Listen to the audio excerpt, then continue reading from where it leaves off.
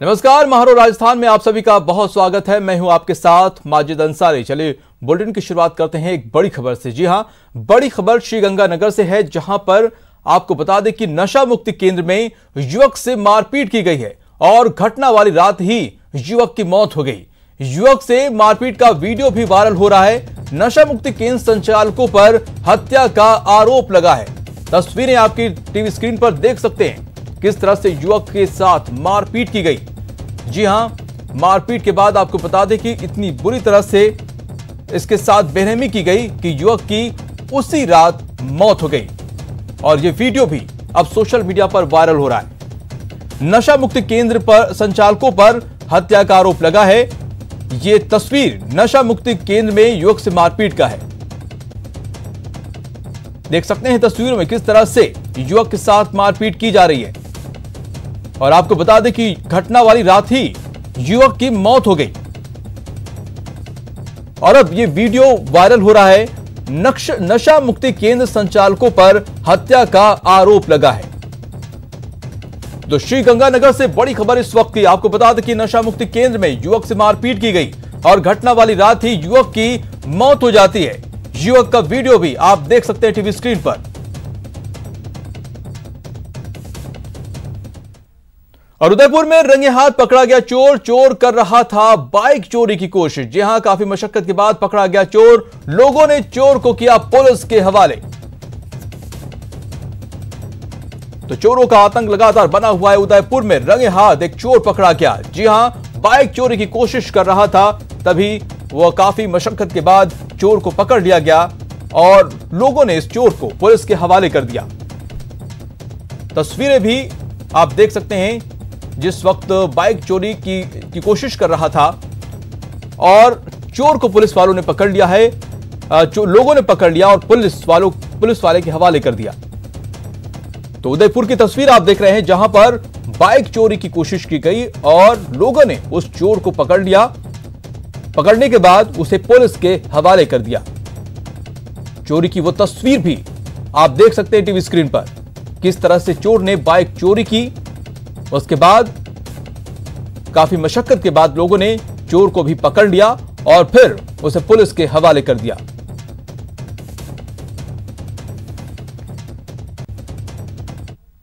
और इससे पहले प्रदेश के कई जिलों में आज चोरों ने कैश और ज्वेलरी पर हाथ साफ किया है। स्क्रीन पर 3 तस्वीरें देख सकते हैं। पहली तस्वीर अजमेर की है, जहां पर 10 से 12 चोरों ने दुकान का ताला तोड़ा और करीब 10,000 की नकदी पार कर गए।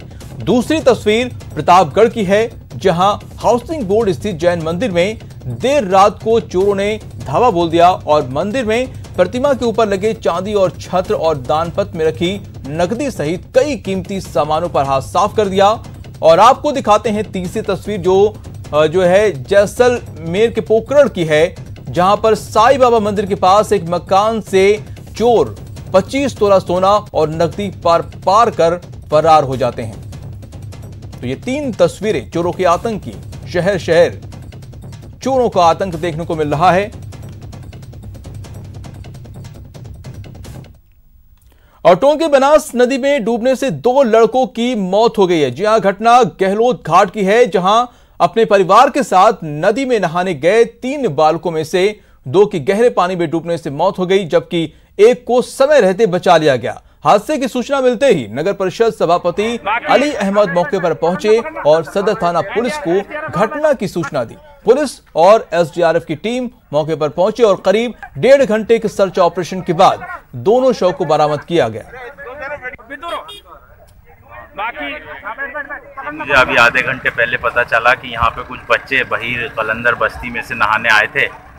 एक बच्चे का नाम जीशान है और एक का सौरभ है बच्चे का। वो यहाँ पे नहाने आ गए बिना अपने माँ बापों से कहे, चोरी छुपे ऐसे अक्सर आ जाते हैं। वो यहाँ पे डूबने की घटना का हमें पता चला। हम फौरन यहाँ मौके पे पहुँचे हैं, जिसमें से एक बच्चे को निकाल लिया गया है और एक बच गया। 3 बच्चे थे। सदर थाना और प्रशासनिक अधिकारी एसडीआरएफ सिविल डिफेंस की टीम को मौके पर बुलाया था। श्रीमान साहब के निर्देशानुसार फिर उनकी तलाश करवाई। बच्चों के दोनों शव निकाल करके राजकीय चिकित्सालय पहुंचा दिया। अलवर शहर में बारिश के सीजन के दौरान भी पानी की किल्लत थमने का नाम नहीं ले रही है। शहर में 2 दर्जन से अधिक मोहल्लों में अभी भी पानी की किल्लत बनी हुई है। पानी की किल्लत को लेकर महिलाओं ने आज जलदाय विभाग पहुंचकर नारेबाजी कर प्रदर्शन किया और इसके बाद अधिशासी अभियंता का घेराव किया। कम से कम 8-10 बार आ चुके सर। अच्छा। कोई सुनाई नहीं करता। ये भार्गव साहब तो बिल्कुल गप सड़ा के देते हैं। फिर टैंकर मंगाते हैं, 7-8 घर मिलकर 2-2 ड्रम 20 रुपए में भरते हैं। ऐसा काम चल रहा है। पानी की समस्या है। हाँ, बहुत ज्यादा। ऐसी बीमारी में सर पानी नहीं दे रहे, गवर्नमेंट को सोचना चाहिए। पानी की समस्या है, 1 साल हो गई पानी बिल्कुल नहीं आता हमारे। सभापति के पास भी गए, वो तो बिल्कुल मना कर देती है, मेरे को मतलब नहीं है पानी की, जलदाय विभाग में एप्लीकेशन दो। पानी की समस्या हमारे 6-7 महीने से बदस्तूर जारी है। कम से कम 100-150 घरों की बस्ती है, उसमें एक बूंद भी पानी नहीं आ रहा है। ये इनको फोन करते हैं तो लल्ला चप्पे देते हैं, झूठे वादे करते हैं। रुक करते हैं अगली खबर का। जोधपुर में north west railway employees union ने आज भारतीय रेल को निजी हाथों में सौंपने को लेकर विशाल रैली का आयोजन किया। इस रैली यूनियन कार्यालय से रवाना होकर मंडल रेल प्रबंधक कार्यालय तक सैकड़ों कर्मचारी जुलूस के रूप में जो रैली निकाली और रैली विशेषकर सोशल डिस्टेंस का ध्यान में रखते हुए आयोजित की गई। निजीकरण निगमीकरण को लेकर रेल कर्मचारी प्रदर्शन कर रहे हैं। भारतीय रेलवे के अंदर जो निजीकरण का दौर चल रहा है, all India railway federation north west railway employees का विरोध करती है। रेलवे में किसी भी सूरत में निजीकरण को हम बर्दाश्त नहीं करेंगे और भारत सरकार अगर रवैये पे रहती है तो निश्चित तौर पर हम 2 हाथ करने में पीछे नहीं रहेंगे। वहीं अजमेर के गैरेज कारखाने के बाहर आज रेलवे कर्मचारियों ने अपनी मांगों को लेकर जोरदार नारेबाजी कर प्रदर्शन किया और केंद्र सरकार पर आरोप लगाए। रेलवे कर्मचारियों ने केंद्र सरकार पर रेलवे के निजीकरण सहित अन्य आरोप लगाए और कहा कि सरकार कई तरह के उपकरणों को बेच रही है, लेकिन रेलवे को वो कभी इस स्थिति में नहीं लाने देंगे।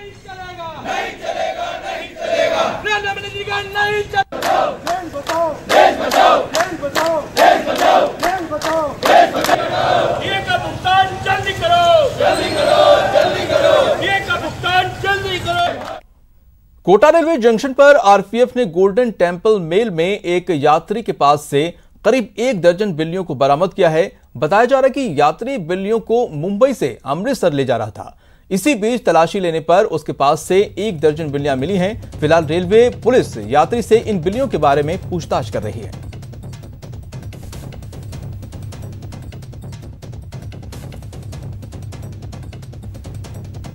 और एक खबर जयपुर से आ रही, जहां पर पटाखों के कारखानों में आग लग गई है। सुभाष चौक इलाके की यह घटना है। शंकर गुर्जर की गली सुभाष चौक में आग लगी है। मौके पर 5 दमकल की गाड़ियां पहुंची हुई हैं। आग बुझाने की कोशिश की जा रही है। यहां इस वक्त बड़ी खबर जयपुर से, जहां पर पटाखों के कारखाने में आग लग गई है। सुभाष चौक इलाके की यह घटना है। शंकर गुर्जर की गली सुभाष चौक में ये आग लगी है और दमकल की 5 गाड़ियां मौके पर पहुंच गई हैं और आग बुझाने की कोशिश की जा रही है। तो बड़ी खबर आपको बता दें, जयपुर में पटाखों के कारखाने में आग लगी है। सुभाष चौक इलाके की यह घटना है। आपको बता दूं कि 5 दमकल की गाड़ियां मौके पर पहुंची हैं और आग बुझाने की कोशिश की जा रही है। हालांकि आग कैसे लगी ये अभी साफ नहीं हो पाया, लेकिन क्योंकि पटाखे का कारखाना है तो यहां पर आग लग गई है और आग बुझाने की कोशिश की जा रही। 5 दमकल की गाड़ियां मौके पर मौजूद हैं। और अब खबर हनुमानगढ़ से है, जहां पर डबलीवास के कुतुब गांव में मनरेगा मजदूर ने हाजिरी नहीं लगाने के विवाद में मेट पर फावड़े और ताबड़तोड़ हमला कर दिया और गंभीर हालत में घायल मेट को श्रीगंगानगर के अस्पताल में रेफर किया गया है। घायल मनरेगा मेट सुखदेव सिंह के परिजनों के मुताबिक मनरेगा मजदूर दर्शन सिंह सोमवार को देर से काम पर आया और जिसकी वजह से सुखदेव सिंह ने उसकी हाजिरी नहीं लगाई, जिससे नाराज दर्शन सिंह ने फावड़े से मेट सुखदेव सिंह पर फावड़े से हमला कर दिया। फिलहाल इस मामले में पुलिस ने आरोपी को हिरासत में लिया है और उससे पूछताछ शुरू कर दी है। दारू पी रखी थी वहाँ डबली के पास, कॉलेज के पास नरेगा में कस्ती मारी, कस्ती से वो दारू पी रखी थी, उसने सिर में कस्ती मारी, 4 कस्ती सिर काट दिया नरेगा वालों मेट का। बात ये है कि पहले दिन वो 7 बजे का टाइम है, आया 9 बजे, तो दूसरे दिन उसकी हाजिरी, एक दिन पहले दिन की हाजिरी कट होगी, दूसरे दिन बोला दारू पी के आया, वो बोला हाजिरी क्यों कट की मेरी, तो उसने कस्सी मार दी दारू की। बुद्धू नाम है उसका। मेड की हालत अभी गंभीर ही है, उसको वैद्य गंगानगर रेफर कर दिया। वहीं अलवर में कोरोना गाइडलाइन का पालन नहीं करने वालों के खिलाफ पुलिस ने सख्ती शुरू कर दी है। जी हां, पुलिस बिना मास्क वाले दुकानदारों के साथ साथ ग्राहकों से जुर्माना वसूल रही है। इधर कोतवाली इलाके में चूड़ी मार्केट और गणेश मार्केट खोलने की अनुमति दी गई, लेकिन बाजार खुलने के बाद लोग सोशल डिस्टेंसिंग की धज्जियां उड़ा रहे हैं। चूड़ी मार्केट और गणेश मार्केट दोनों मार्केटों के अंदर वन वे दुकान खुलेंगी। इसके अंदर एक दिन दाएं की एक दिन बाएं की, और ज़्यादा भीड़भाड़ नहीं हो इसके लिए बैरिकेड लगा करके जाब्ता लगा दिया गया है। और जो नियमों के उल्लंघन कर रहे हैं उनके विरुद्ध टीम बना करके कोविड एक्ट के प्रावधानों के अंतर्गत कार्रवाई। और अलवर के लादिया बाग में श्रम मंत्री टीकाराम जूली मृतक बच्चों के परिजनों के घर पहुंचे और उन्हें सांत्वना दी। टीकाराम जूली ने गमकीन परिवार से घटनाक्रम की जानकारी ली और परिजनों को जल्द आर्थिक सहायता देने का भरोसा दिया। मंत्री टीकाराम जूली ने कहा है कि नगर परिषद की लापरवाही के कारण ये हादसा हुआ है। सरकार की ओर से परिवार की हर संभव मदद की जाएगी। साथ ही अधिकारियों को शहर के खुले हुए नालों पर फेरो कवर लगाने के निर्देश दिए गए हैं। आपको बता दें कि रविवार को नाले बहने से 2 भाइयों की मौत हो गई थी। जो दुर्घटना हुई है बहुत ही हृदय विदारक है। बड़ी दुख की बात है कि 2 नन्हे मुन्ने बच्चे ऐसे में ही मौत के मुंह में चले गए। गरीब परिवार है, सरकार की तरफ से पूरी मदद हम कर रहे हैं और चूँकि हम ये चाहते हैं कि जो बच्चों की जो डेथ हुई है उसमें मुख्यमंत्री सहायता को उसमें 1 लाख रुपए दिए जाते हैं, लेकिन जो बाढ़ राहत है उसमें 4 लाख रुपए दिए जाते हैं। और चूँकि ये पानी में डूबने से और अत्यधिक वर्षा होने से इनकी डेथ हुई है तो प्रपोजल हमने भिजवा दिए हैं। और अब बात राजस्थान में कोरोना के मरीजों से जुड़ी हुई। जी हां, राजस्थान में कोरोना रिकवरी रेट काफी बेहतर है, ये कहना है चिकित्सा मंत्री रघु शर्मा का। जी हां, उन्होंने कहा है कि जो है प्रदेश में इस समय मृत्यु दर 1.4 है, जिसे 1% से भी नीचे लाने का प्रयास किया जा रहा है। मंत्री जी ने प्रदेश में कोरोना की महामारी की रिव्यू मीटिंग कर ली और उसमें अनेक डिसीजंस लिए। सबसे बड़ी बात तो है कि राज्य के हेल्थ इंफ्रास्ट्रक्चर पे कांग्रेस पार्टी की सरकार ने सबसे ज़्यादा जोर दिया है। अब जब पॉजिटिव केसेस की संख्या बढ़ रही है तो कल की रिव्यू मीटिंग में फैसला हुआ है कि पूरे स्टेट में जिला चिकित्सालय हों चाहे मेडिकल कॉलेज से जुड़े हुए अस्पताल हों, वहाँ ऑक्सीजन के जो बेड हैं जहाँ पर मरीज भर्ती होता है और उनको ऑक्सीजन की ज़रूरत पड़ती है, इन बेड्स की संख्या में वृद्धि की जाएगी पूरे स्टेट के अंदर। और रात के समय, क्योंकि मृत्यु दर घटाने पर हमारा पूरा फोकस है, रात के समय में ऑक्सीजन का सैचुरेशन कम होने से मरीज को परेशानी ना हो, उसके लिए पर्याप्त नर्सिंग कर्मी, ट्रेंड नर्सिंग कर्मी लगाए जाने का, साथ में जो नर्सिंग कर्मी रात में हार्ड ड्यूटी देते हैं उनको कुछ प्रोत्साहित करने के लिए भी, एक्सरसाइज करने के लिए विभाग को कहा है। और बाड़मेर में भी कोरोना मरीजों के इलाज में प्लाज्मा थेरेपी का इस्तेमाल होगा। मेडिकल कॉलेज के प्रिंसिपल डॉक्टर RK आसिरी ने बाड़मेर के ब्लड बैंक में प्लाज्मा बैंकिंग प्रणाली की शुरुआत को लेकर एक बैठक का आयोजन कर इसकी रूपरेखा सभी के सामने रखी। बैठक में प्लाज्मा डोनेशन अभियान को लेकर विस्तार से चर्चा की गई। हम उन लोगों का प्लाज्मा लेंगे जिनको कोरोना ऑलरेडी हो चुका है, क्योंकि उन्हीं के अंदर एंटीबॉडीज बनती है। वही प्लाज्मा हम जो दूसरे सीरियस पेशेंट्स होंगे, खासतौर से जो गंभीर हो जाते हैं, जिनको जो वेंटिलेटर पर आ जाते हैं या ऑक्सीजन पे जो आते हैं, उन पेशेंट्स को प्लाज्मा लगाने की ज़रूरत पड़ती है। तो उन्हीं पेशेंट्स का लेंगे हम जिनको प्लाज्मा ऑलरेडी हो चुका है, तो जिसको हम कह सकें कि जिनको कोरोना हो गया है और अब वो ठीक हो गए हैं। और ये जो प्लाज्मा है, ये थेरेपी एक वेल इस्टेब्लिश थेरेपी हो चुकी है, क्योंकि अभी पेशेंट बढ़ रहे हैं और कुछ लोग गंभीर भी हो रहे हैं, तो उनके लिए प्लाज्मा बहुत ही ज़रूरी है। और प्लाज्मा में शरीर से निकालने में ऐसा कोई दुष्प्रभाव नहीं होता। ब्लड में तो फिर भी RBC निकलती है, उसमें हीमोग्लोबिन 1 ग्राम कम हो जाता है। तो वक्त हो चला छोटे से ब्रेक का। ब्रेक के बाद बताएंगे क्यों बुनकर सहकारी संघ का ऑफिस को किया गया सील।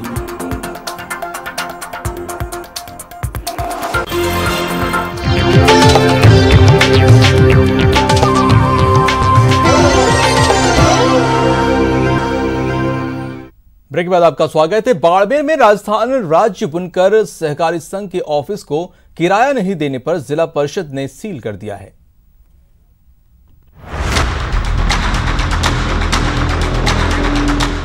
ये लगा ताला, ये शटर डक और ये लगी सील और इसी के साथ ये ऑफिस हो गया सील। शर्त सिर्फ एक, जब तक बकाया नहीं तब तक ऑफिस अनलॉक नहीं। जी हाँ, बाड़मेर शहर के पौष इलाके में मौजूद राजस्थान राज्य बुनकर सहकारी संघ के ऑफिस पर ताला जड़ दिया गया। ऑफिस को पूरी तरह सील कर दिया गया। जी हाँ, किराया नहीं देने पर जिला परिषद ने ये कार्रवाई की और नोटिस भी चस्पा कर दिया है कि बिना अनुमति इस ऑफिस को खोलने पर कानूनी कार्रवाई की जाएगी। अब इस कार्रवाई की पूरी वजह को जानिए। राजस्थान राज्य बुनकर सहकारी संघ को जिला परिषद ने ऑफिस किराए पर दिया था, लेकिन बुनकर सहकारी संघ ने 40 महीने तक जिला परिषद को किराया दिया नहीं। जिला परिषद ने किराया नहीं देने पर बुनकर सहकारी संघ को कई बार नोटिस भेजा। जिला परिषद के नोटिस को बुनकर सहकारी संघ अनदेखा करता रहा। आखिरकार जिला परिषद ने कार्रवाई करते हुए राज्य बुनकर सहकारी संघ के ऑफिस को सील कर दिया। राजस्थान राज्य बुनकर सहकारी संघ को किराए पर दिया गया था। बुनकर सहकारी संघ ने इस प्रेमिसेस का काफी टाइम से उपयोग करते जा रहे, लेकिन पिछले 40 माह से न तो उनके द्वारा किराया है वो भुगतान किया जा रहा है, न ही जो हमारे 3 साल में उसको 10% किराया राशि बढ़ाकर जो भुगतान करने की प्रोविजन है उसकी पालना की जा रही है। इसके तहत हमने इनको 3 नोटिस दिए हैं और उनके बुनकर संघ के जो यहाँ पर व्यवस्थापक है उनको बुलाकर भी बात की है। उनके द्वारा किराया नहीं जमा करवाने की स्थिति में जो पंचायती राज एक्ट 1994 की धाराओं के तहत है, जो इसमें कार्रवाई करते हुए उनके प्रेमिसेस को सील किया गया। राज्य बुनकर सहकारी संघ को ऑफिस किराया नहीं देने की वजह से सील हो चुका है, लेकिन बड़ा सवाल ये कि आखिर राज्य बुनकर सहकारी संघ ने जिला परिषद को किराया क्यों नहीं दिया? जिला परिषद के नोटिस की अनदेखी क्यों की गई? अब इन तमाम सवालों का जवाब राज्य बुनकर सहकारी संघ को देना है, लेकिन तब तक ऑफिस अनलॉक नहीं होगा। न्यूज़ 18 राजस्थान के लिए बाड़मेर से प्रेमदान की रिपोर्ट।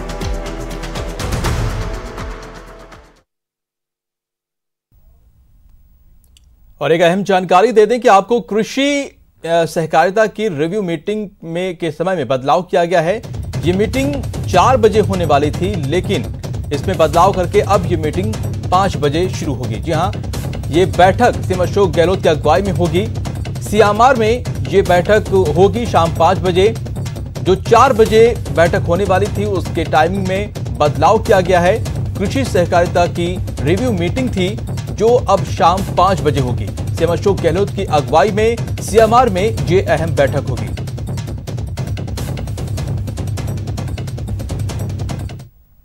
कोटा में प्रधानमंत्री को पोस्ट कार्ड भेजने के अभियान का आगाज हुआ है। अखिल भारतीय असंगठित कामगार कांग्रेस के राष्ट्रव्यापी आंदोलन के तहत आज कांग्रेस ब्लॉक अध्यक्ष दुष्यंत सिंह गहलोत के नेतृत्व में मजदूर परिवारों ने प्रधानमंत्री के नाम पोस्ट कार्ड लिखकर बेरोजगारी भत्ता देने, इन सभी लोगों को इन कोरोना महामारी की वजह से रोजगार छिन गया है और अब इनके पास गुजर बसर का कोई जरिया नहीं है।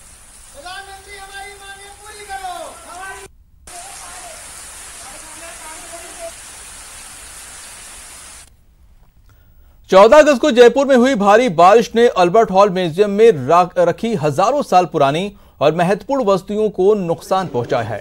अल्बर्ट हॉल के तहखाने में रखी गई 2350 साल पुरानी मिस्र की मम्मी से लेकर मूर्तियां, पेंटिंग्स, ब्लू पोट्री, स्टैच्यू और पुराने बर्तन, कपड़े सब पानी में डूब गए हैं और अभी विभाग के लिए यह तय कर पाना मुश्किल है कि नुकसान कितना हुआ है, लेकिन रेस्क्यू ऑपरेशन चलाकर 2 फीट पानी बेसमेंट से निकाल लिया गया है। म्यूजियम के बेसमेंट में पहुंचकर जायजा लिया हमारे संवाददाता अरबाज अहमद ने।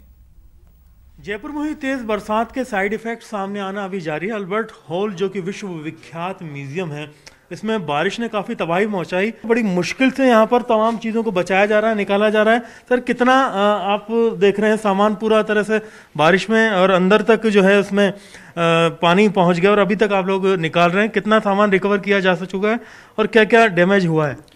देखिए, बरसात में उस दिन गोदाम में लगभग 4 फीट के आसपास पानी आ गया था और 3 दिन की मशक्क़त के बाद पानी बाहर निकला है। कल से हमने इसको सामान को निकालना शुरू किया है। अभी इसमें क्या नुकसान हुआ इसका आकलन करना बहुत जल्दीबाजी होगी, क्योंकि जब तक जो सामान प्राथमिकता हमारी सामान को बचाने की है, ऐसी स्थिति में जो चीज़ें बच सकती हैं उन सब सामान को यहाँ से शिफ्ट करके ऊपर गैलरी में ले जा रहे हैं। फिर पंखे और ड्रायर से इनको सुखाया जाएगा। उसके बाद फिर पूरा फिजिकल वेरिफिकेशन होगा पूरे गोदाम का, तभी ये बताया जा सकता है कि किस तरह की चीज़ें और कितनी चीज़ें खराब हो गई हैं। अभी जो अपन लिस्ट बना रहे हैं, फहरिस्त अपन देख रहे हैं, तो उसमें किस किस तरह के सामान हैं, कैसी कैसी चीज़ें हैं, कौन कौन सी एंटीक्विटी है?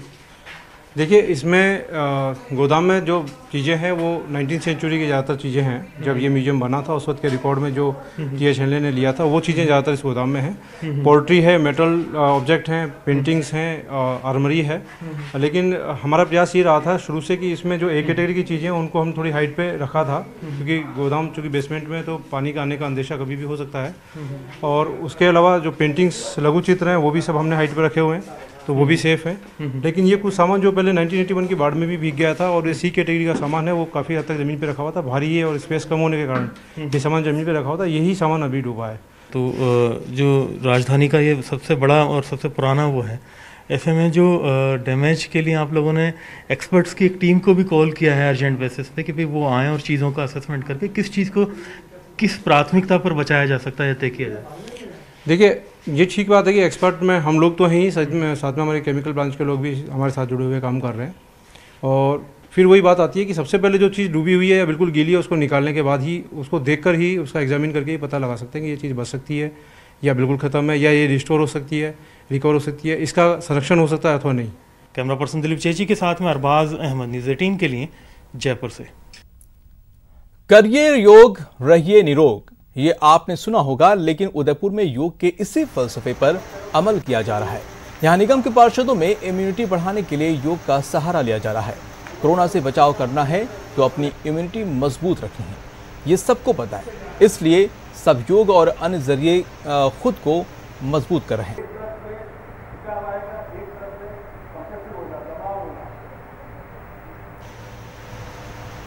तो निगम के महापौर GS टांक ने खुद सभी पार्षदों के लिए योग सेशन रखा और निगम सभागार में आयोजित हुए इस सेशन में पार्षदों को योग सिखाया गया और हर रोज उन्हें घर पर ही योगा के माध्यम से अपनी इम्यूनिटी बढ़ाने के गुर सिखाए। और इस मौके पर महापौर ने संदेश दिया कि फिट रहेंगे तो संक्रमण से बचे रहेंगे।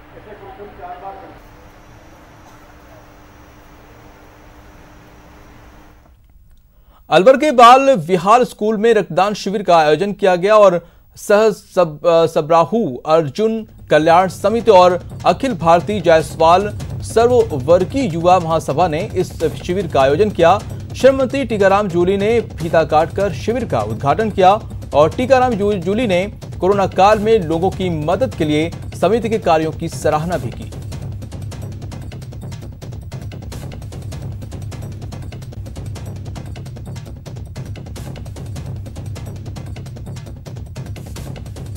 खास तौर से जिस प्रकार से समिति काम कर रही है इस पूरे कोरोना के समय में, पूरे समाज ने, पूरी समिति ने जो बढ़ चढ़ के हिस्सा लिया और जिसकी वजह से भोजन की व्यवस्था बहुत ही अच्छी सुचारू रूप से यहाँ पे की गई। और आज रक्तदान का जो निर्णय लिया गया है, मैं कहना चाहूँगा कोरोना के समय में आप देख रहे होंगे कि ब्लड की काफ़ी कमी है। सारे हॉस्पिटलों के जो ब्लड बैंक हैं वो लगभग खाली हैं। आज हमारे अलवर शहर में आपको सबको पता है कि ब्लड की बहुत मारामारी हो रही है। आप किसी भी हॉस्पिटल में जाओगे तो ब्लड नहीं मिल रहा, इसलिए हमने सोचा एक ब्लड डोनेट काम का किया जाए। तो आज हमारे यहाँ पर 151 का लक्ष्य रखा गया है, जिसमें अभी हमने 40 यूनिट ब्लड हो चुका है और अभी जारी है 3 बजे तक हमारे। तो 151 जो लक्ष्य है वो पूरा आज कर लिया जाएगा। और अब बात बाघों के संरक्षण को लगे एक और झटके की।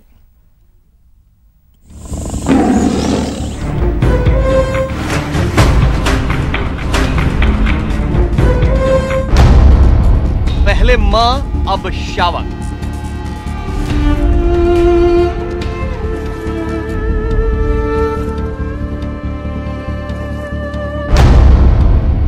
जिंदगी की जंग हार गया MT2 शावक।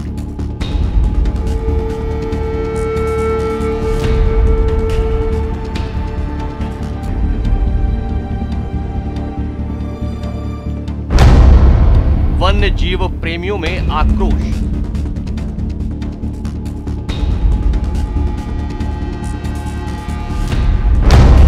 बाघों के संरक्षण को एक और झटका।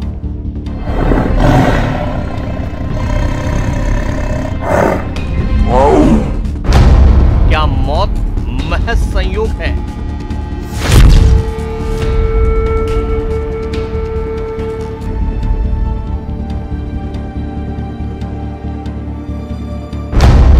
या इनका लापरवाही से है नाता?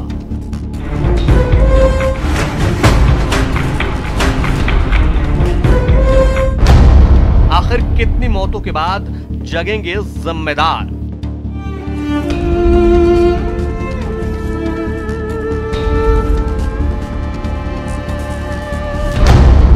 कब देंगे आश्वस्त करने वाला जवाब? जब तक हिस्टोपैथोलॉजिकल टेस्ट पूरा नहीं होके आता है तब तक एग्जैक्टली मैं इसी कारण से डेथ हुआ है वो बताना, कंक्लूड करना काफी कठिन। बाघों के रख रखाव पर बड़ा सवाल।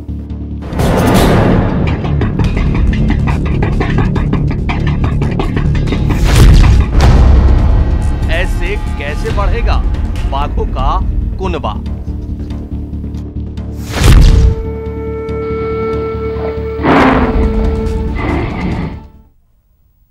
मुकुंदरा टाइगर रिजर्व को आज एक और बड़ा झटका लगा है। 3 अगस्त को टाइगर रिजर्व में पड़ी मृत मिली MT2 बाघिन के शावक की आज मौत हो गई है। मुकुंदरा से फिर आई बुरी खबर।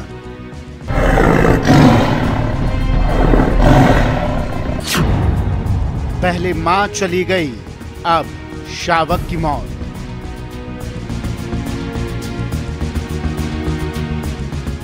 वन्यजीव प्रेमियों को एक और बड़ा शौक लगा है, क्योंकि मुकुंदरा ने बाघ बाघिन के बाद अब एक शावक को भी खो दिया है। कुछ दिन पहले ही तो मां छोड़कर गई थी, बच्चा बीमार था, इलाज चल रहा था, ठीक हो पाता उससे पहले ही दम तोड़ दिया। शावक के जाने से वन्यजीव प्रेमियों का दिल भी टूट सा गया है। तस्वीर ब्लर करना मजबूरी है, लेकिन तस्वीर के पीछे के सच से आपको आगाह करना भी जरूरी है। मुकुंदरा टाइगर रिजर्व में 3 अगस्त को मृत पड़ी मिली MT2 बाघिन के शावक की मंगलवार अल सुबह मौत हो गई। कोटा चिड़ियाघर में इलाज के दौरान शावक की मौत हो गई।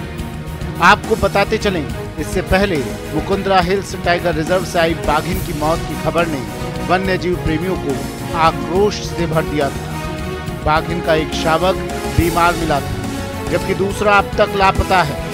बाघों के संरक्षण के लिए प्रतिबद्ध सरकार ने कई जिम्मेदारों के तबादले भी किए थे।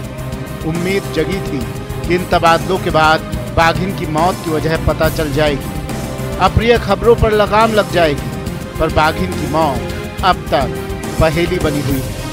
इसका भी जब तक हिस्टोपैथोलॉजिकल टेस्ट पूरा नहीं होके आता है तब तक एग्जैक्टली मैं इसी कारण से डेथ हुआ है वो बताना, कंक्लूड करना काफी कठिन है। पहले बाघ, फिर बाघिन और अब शावक की मौत। ऐसे में सवाल तो उठना लाजमी है, बाघों की मौत पर मौत क्यों? वन्यजीव प्रेमियों में उमड़ा आक्रोश। कितनी मौतों के बाद जगेंगे जिम्मेदार? वन विभाग के जिम्मेदार क्यों है खामोश? बाघों के रखरखाव पर उठे सवालिया निशान। प्रदेश में ऐसे कैसे बढ़ेगा बाघों का कुनबा? जानकार बाघों के कुनबे की मौत की वजह अधिकारियों का आपसी टकराव बता रहे हैं, लेकिन फॉरेस्ट फोर्सेस के हेड इसे सिरे से खारिज कर रहे हैं। कोई टकराव नहीं रहता है कि यहाँ ड्यूटीज वेल डिफाइंड है। मैं 100% मैं बता सकता हूँ कोई टकराव नहीं है। ये कोई पत्रकार है या कोई संवाददाता है, वो अपना खुद की विचार से जो बोल रहा है, ये उनका भ्रांति है। फिलहाल इस बुलेटिन में इतना ही। नमस्कार।